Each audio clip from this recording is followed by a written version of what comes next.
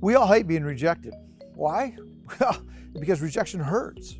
Maybe you heard about the soldier who, while overseas, received one of those Dear John letters from his ex-girlfriend. To add insult to injury, she writes, "Please return my favorite photograph of myself. I need it for my engagement picture in the paper." Well, this poor guy, he's devastated. His soldier buddies, though, they come to his rescue. They go throughout the entire camp collecting pictures of all their girlfriends. And then they fill out an entire shoebox and they send it to his girl. And they has this note from the guy saying, "Please find your picture and return the rest.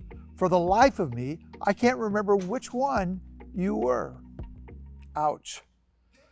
Well, whether it's on the playground, at recess, school growing up, asking a date to homecoming, asking for a hand in marriage, or maybe on the job, or it's from your spouse or your child.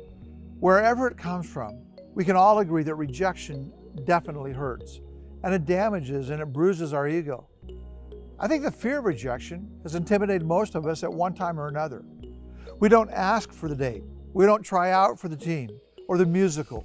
We decide not to apply to that elite college, not to submit the manuscript to a publisher. We quit making sales calls. Why?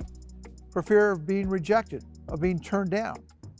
Sometimes we refuse to reveal our inmost thoughts for fear that if people really knew us, they wouldn't like us. If we can learn to handle our fear of rejection, if we can do that head on and make the most of the opportunities God gives us, I believe that God will really bless us.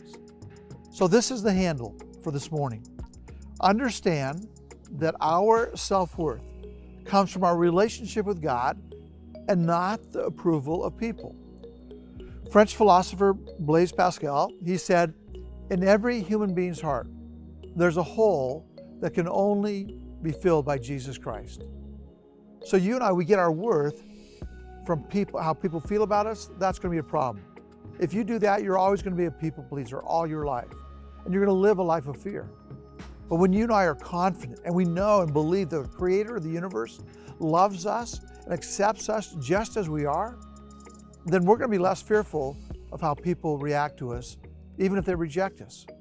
Psalm 56 says it this way, "In God I trust. I will not be afraid. What can man do to me?" Please understand this today. The Creator of the universe knows your name. He loves you. He accepts you. Paul in 2 Timothy 4, he writes to Timothy, "At my first offense, no one came to my support. Everyone deserted me. May it not be held against them." But then he says this, "But the Lord stood at my side and gave me strength." So put your trust in God, not people.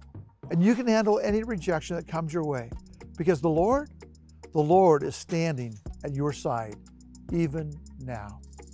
Have a great day.